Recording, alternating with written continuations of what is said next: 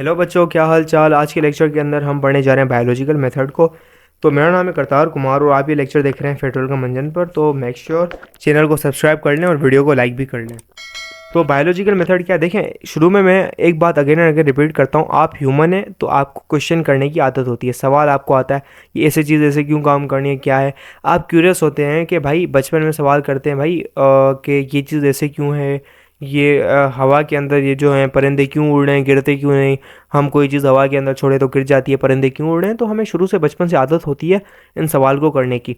और जब बच्चे को स्कूल के अंदर लगाया जाता है और स्कूल पे लगाने के बाद उसके साथ ऐसा होता है वो सवाल करना ही बंद कर देता है। शुरू के अंदर छोटा बच्चा होता है, पूछता है यार सर अल्लाह कौन है, भगवान कौन है, खुदा कौन है, हमें दिखता क्यों नहीं, ठीक है, या बहुत सवाल करता है। उसके बाद उसके साथ ऐसा कुछ होता है, ऐसा कुछ क्या, वो स्कूल के अंदर लगा दिया जाता है। उसके बाद वो आहिस्ता आहिस्ता सवाल करना ही बंद कर देता है।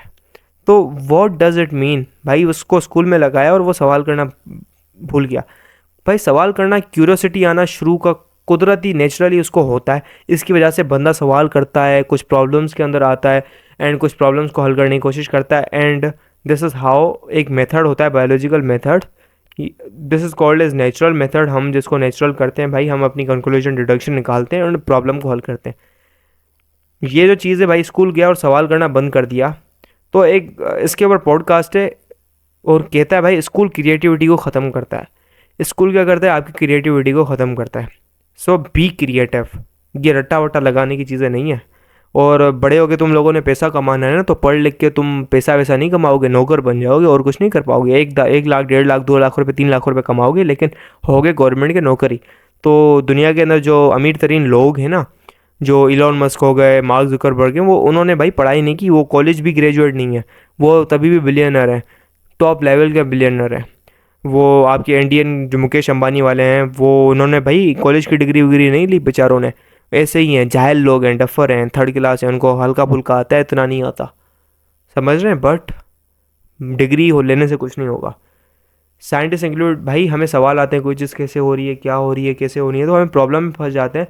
तो हमारे पास स्टेप्स होते हैं उसको सॉल्व करने के लिए, उसको हम कहते हैं scientific method. Scientific method is a general method. वो किसी भी टाइप के अंदर इस्तेमाल किया जा सकता है। Scientific method is a general method. अगर वो बायो की प्रॉब्लम्स को सॉल्व करने के लिए इस्तेमाल किया जाता है तो उस चीज़ सेम ही चीज़ को हम कहते हैं बायोलॉजिकल मेथड, ठीक है। बायोलॉजिकल मेथड के अंदर क्या क्या स्टेप्स होते हैं, 6 स्टेप्स होते हैं। पहले हम रिकॉग्नाइज करते हैं प्रॉब्लम क्या है, देन उसके ऊपर ऑब्जर्वेशन करते हैं, आइडेंटिफिकेशन करते हैं, उसके बाद हाइपोथेसिस बिल्ड करते हैं, उसके बाद डिडक्शन निकालते हैं, एक्सपेरिमेंट करते हैं, उसके बाद रिजल्ट निकालते हैं। समझते हैं प्रॉब्लम की जो है ना रिकॉग्निशन क्या है।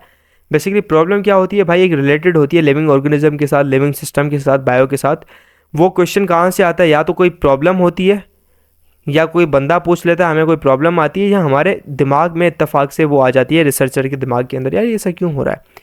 उसके बाद हम ऑब्जर्वेशन करते हैं, भाई ऑब्जर्व करते हैं ये चीज़ ऐसे क्या है। There are 2 types of observation. 2 type की ऑब्जर्वेशन है, एक होती है क्वालिटेटिव एंड एक होती है क्वांटिटेटिव, ठीक है। क्वालिटेटिव क्या होती है, आप अपने सेंसेस को यूज़ करके उसको आप देखो, सेंसेस का इस्तेमाल करो, एंड उस सेंसेस के इस्तेमाल करने के बाद क्या करो, आप सिंपली ऑब्जर्व करो, रिजल्ट निकालो। रिजल्ट क्या मतलब, आपने ऑब्जर्वेशन की, जो भी आपने किया। तो एक होती है क्वांटिटेटिव।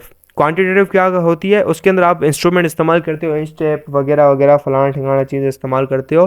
तो इन चीज़ों को इस्तेमाल करने के बाद आप क्या करते हो, तो ये सारी चीज़ें आप इस्तेमाल करते हैं एंड आपके उसके बाद कंक्लूजन निकालते हैं कि यार ये आपने डेटा होता है ना, डेटा आप डेटा कलेक्शन करते हैं।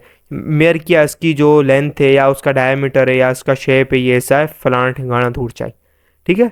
या क्वांटिटेटिव ये होती है, आपके पास 1000 कोरोना वायरस के केसेस हो रहे हैं 10,000 बंदों में, और उसमें से 900 मर रहे हैं। तो स्टेटिस्टिकल आप डेटा बनाते हैं, कितने परसेंट को हो रहा है, कितने परसेंट मर रहे हैं, कितने बच रहे हैं। This is quantitative. आपको क्वांटिटेटिवली स्टेटिस्टिकली उसको सॉल्व करना पड़ता है, मैथ का यूज़ करना पड़ता है, या इंस्ट्रूमेंटेशन का यूज़ करना होता है। देन आपके पास ऑब्जर्वेशन आ गई, देन आप फार्मूलेशन करते हैं हाइपोथेसिस की। हाइपोथेसिस क्या होती है, आपका ख्याल होता है, जहनी ख्याल होता है। हाइपोथेसिस एक स्टेटमेंट होती है, आप जहाँ पे पहुँचते हैं, that may prove to be the answer of the biological problem under study. वो हाइपोथेसिस क्या होती है, वो आप सोचते हैं यार ये प्रॉब्लम हो सकती है। अगर वो हाइपोथेसिस ट्रू हो जाती है तो वही प्रॉब्लम का हल हो जाता है कि भाई ये चीज़ ऐसे हो रही है। तो ये एक टेंटेटिव एक्सप्लेनेशन होती है। टेंटेटिव का मतलब अनसर्टेन, अनसर्टेन, ये क्लियर नहीं होती, ये कंफर्म नहीं होती सही है गलत है भाई, कच्ची पक्की होती है। हम जब इसके ऊपर एक्सपेरिमेंट करते हैं फिर पता चलता है भाई ये सच्ची है गलत है। तो हमारा दिमाग कहता है, ये हाइपोथेसिस बनाते हैं ऑब्जर्वेशन के बेस पर, ये माइट भी ट्रू हो सकती है और मे भी रॉन्ग हो सकती है, ठीक है। तो हाइपोथेसिस के पास कुछ कैरेक्टरिस्टिक होने चाहिए भाई, जनरल स्टेटमेंट होनी चाहिए, जनरली मतलब वो हर चीज़ को कंप्राइज करे, आपके पास जो भी ऑब्जर्वेशन है हर चीज़ को डीलिंग करते हुए वो बनती जाए। It should be tentative idea, tentative idea मतलब अनसर्टेन आइडिया, वो आइडिया मे बी राइट हो मे बी रॉन्ग हो, you are not certain about this. तीसरा है भाई अवेलेबल ऑब्जर्वेशन को एग्री करें, जो आपके पास ऑब्जर्वेशन है आप अपने आप की नहीं हरू भरू की फेंकी ये ऐसा होगा, भाई ऑब्जर्वेशन के बेस पर हो। It should be testable and potentially falsifiable, भाई ये टेस्टेबल भी हो, भाई इसको आप टेस्ट भी कर सकते हो, और पोटेंशियली फाल्सिफाइबल हो, और वो ऐसी ऑब्जर्वेशन हो जो कि फॉल्स भी की जा सकती हो। भाई कुछ टाइप की ऐसी हाइपोथेसिस होती हैं जिसको आप फॉल्स नहीं करते, ठीक है, फॉल्स हो ही नहीं सकती। क्या करते हैं भाई, फॉल्स हो ही नहीं सकती। फॉर एग्जांपल अगर आपको कहे कि गर्मी में जाने से, हाइपोथेसिस है गर्मी में जाने से आपका क्या है टेम्परेचर बढ़ता है, यू नो दिस, आप इसको फॉल्सिफाई नहीं कर सकते यार, you can not falsify, this is general thing and you know this, okay. वो चीज़ जिसको आप फॉल्सिफाई कर सके वो वैसी हाइपोथेसिस होती है। डिडक्शन क्या है भाई, आपने जो स्टेटमेंट दे दी कि यार फॉर एग्जांपल प्लाज्मोडियम कॉज है मलेरिया का, मतलब ये चीज़ ऐसे है, एक प्लाज्मोडियम क्या है, एक पैरासाइट है या एक चीज़ है जो कि एक ह्यूमन सेल के अंदर चली जाती है, ह्यूमन बॉडी के अंदर, और ये मलेरिया कोज करती है जो कि आपको होता है। तो हमें ऐसी चीज़ मिली जो कि नॉर्मल सेल के अंदर नहीं होती और इसके अंदर है, तो हमने क्या किया, Plasmodium is the cause of malaria. अगर प्लाज्मोडियम कॉज है मलेरिया का, तो उन तमाम जो पेशेंट है जो मलेरिया से लड़ रहे हैं उन तमाम के अंदर ये प्लाज्मोडियम पाया जाएगा। तो भाई हमारे पास ये एक डिडक्शन निकली, अगर if plasmodium is the cause of malaria then all the malaria patients have plasmodium in their cell, तो ये हमें डिडक्शन मिली। तो भाई हमें इफ़ मिला हुआ है ना, अगर ये ऐसा केस है तो हमें इस इफ़ को भाई हमें एक्सपेरिमेंट करना पड़ेगा इस इफ़ का। तो और एक्सपेरिमेंट करने के बाद जो रिजल्ट आएगा वो जो आगे वाली स्टेटमेंट है देन है वो उसको ट्रू करेगा या गलत करेगा। डिडक्शन निकल गई, तो इफ़ वाली स्टेटमेंट को हम टेस्ट करते हैं जो हमने निकाली है एक्सपेरिमेंटेशन के अंदर। हम भाई वो तमाम पेशेंट ले आएंगे जिनको मलेरिया है, उनकी टेस्टिंग करेंगे, पता चलेगा उनके अंदर है मलेरिया प्लाज्मोडियम या नहीं। वो होती है एक्सपेरिमेंटेशन। एक्सपेरिमेंटेशन क्या है, एक मेथड होता है जो कि आपकी हाइपोथेसिस को टेस्ट करता है सही है गलत है, ठीक है, मे भी सही हो मे भी गलत हो, आपको पता चल जाएगा भाई हाइपोथेसिस गलत है या सही है। गलत होती है फिर से आपको न्यू हाइपोथेसिस बनानी पड़ती है, देन अगेन एक्सपेरिमेंट करना पड़ता है।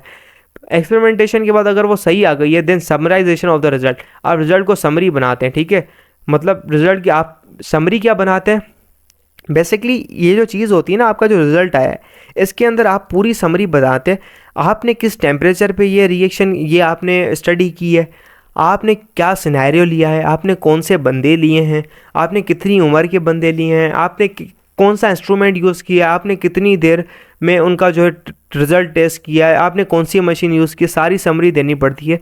जैसे पूरी दुनिया के अंदर मैंने आपको बताया कोलैबोरेटिव फील्ड है ना, आपने समरी बनाओगे तो बाकी दुनिया के रिसर्चर और साइंसदान भी इसको जो है ना टेस्ट करेंगे अपने हिसाब से।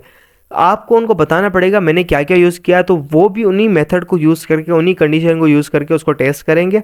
टेस्ट करने के बाद वैलिड होगी तो वो लॉ बनेगा, कानून बनेगा। अगर उनका गलत आ रहा है और आपके लिए सही आ रहा है उन्हीं सेम कंडीशन में, मतलब वो लॉ नहीं होगा, वो एक भाई जनरल चीज़ है, वहाँ पे काम करके, और ये एक प्रॉपर चीज़ नहीं है, ठीक है।